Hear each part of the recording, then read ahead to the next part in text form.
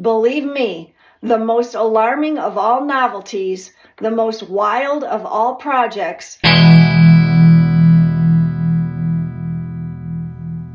Hello, hello, hello. Here we go. This is part 2 of the Federalist Papers No. 14, also known as the Federalist No. 14. Objections to the proposed Constitution from extent of territory answered. From the New York Packet, Friday, November 30, 1787, by James Madison. Okay, I'm going to pick up where we left off here. Favorable as this view of the subject may be, some observations remain which will place it in a light still more satisfactory. In the first place, it is to be remembered that the general government is not to be charged with the whole power of making and administering laws.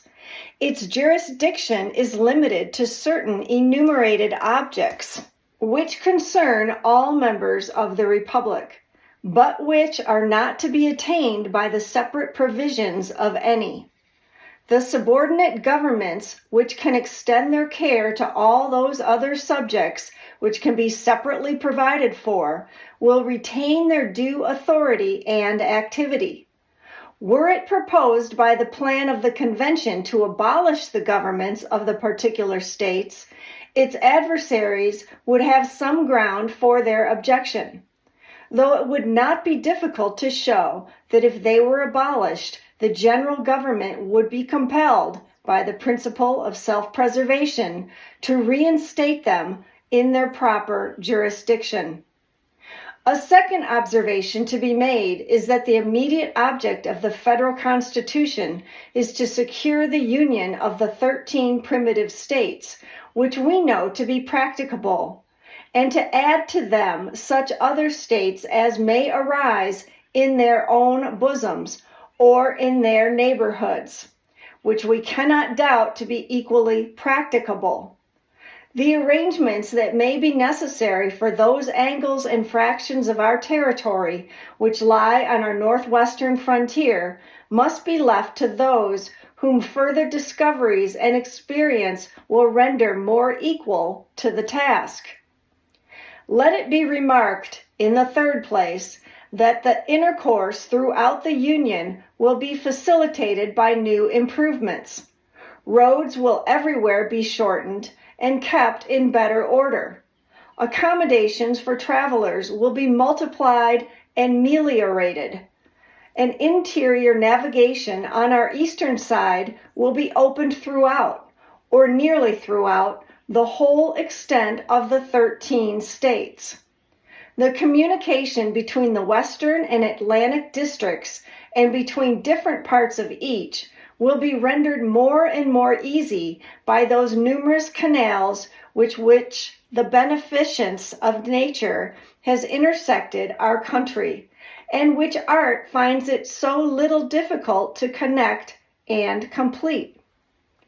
A fourth and still more important consideration is that as almost every state will, on one side or other, be a frontier, and will thus find, in regard to its safety, an inducement to make some sacrifices for the sake of the general protection. So the states which lie at the greatest distance from the heart of the Union, and which, of course, may partake least of the ordinary circulation of its benefits, will be at the same time immediately contiguous to foreign nations, and will consequently stand on particular occasions in greatest need of its strength and resources. It may be inconvenient for Georgia or the states forming our western or northeastern borders to send their representatives to the seat of government, but they would find it more so to struggle alone against an invading enemy, or even to support alone the whole expense of those precautions which may be dictated by the neighborhood of continual danger. If they should derive less benefit, therefore, from the Union in some respects than the less distant states, they will derive greater benefit from it in other respects, and thus the proper equilibrium will be maintained throughout. I submit to you, my fellow citizens, these considerations in full confidence that the good sense which has so often marked your decisions will allow them their due weight and effect, and that you will never suffer difficulties, however formidable in appearance or however fashionable the error on which they may be founded, to drive you into the gloomy and perilous scene into which the advocates for disunion would conduct you. Hearken not to the unnatural voice which tells you that the people of America, knit together as they are by so many cords of affection, can no longer live together as members of the same family, can no longer continue the mutual guardians of their mutual happiness, can no longer be fellow citizens of one great, respectable, and flourishing empire. Hearken not to the voice which petulantly tells you that the form of government recommended for your adoption is a novelty in the political world, that it has never yet had a place in the theories of the wildest projectors, that it rashly attempts what it is impossible to accomplish. No, my countrymen, shut your ears against this unhallowed language. Shut your hearts against the poison which it conveys, the kindred blood which flows in the veins of American citizens, the mingled blood which they have shed in defense of their sacred rights. Consecrate their union, and excite horror at the idea of their becoming aliens, rivals, enemies.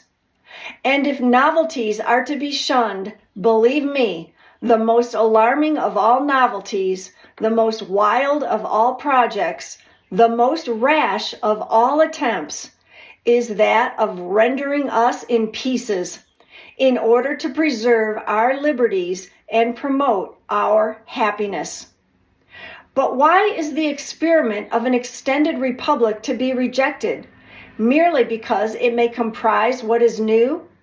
Is it not the glory of the people of America that whilst they have paid a decent regard to the opinions of former times and other nations, they have not suffered a blind veneration for antiquity, for custom, or for names, to overrule the suggestions of their own good sense, the knowledge of their own situation, and the lessons of their own experience?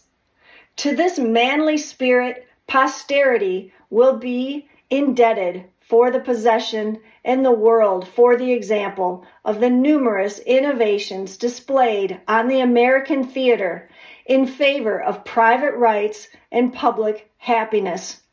Had no important step been taken by the leaders of the Revolution for which a precedent could not be discovered, no government established of which an exact model did not present itself, the people of the United States might, at this moment, have been numbered among the melancholy victims of misguided counsels, must at best have been laboring under the weight of some of those forms which have crushed the liberties of the rest of mankind.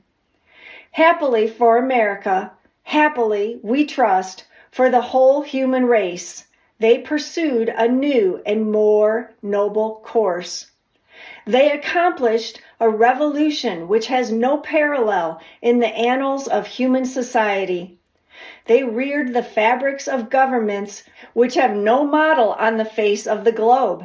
They formed the design of a great confederacy, which it is incumbent on their successors to improve and perpetuate. If their works betray imperfections, we wonder at the fewness of them. If they erred most in the structure of the Union, this was the work most difficult to be executed.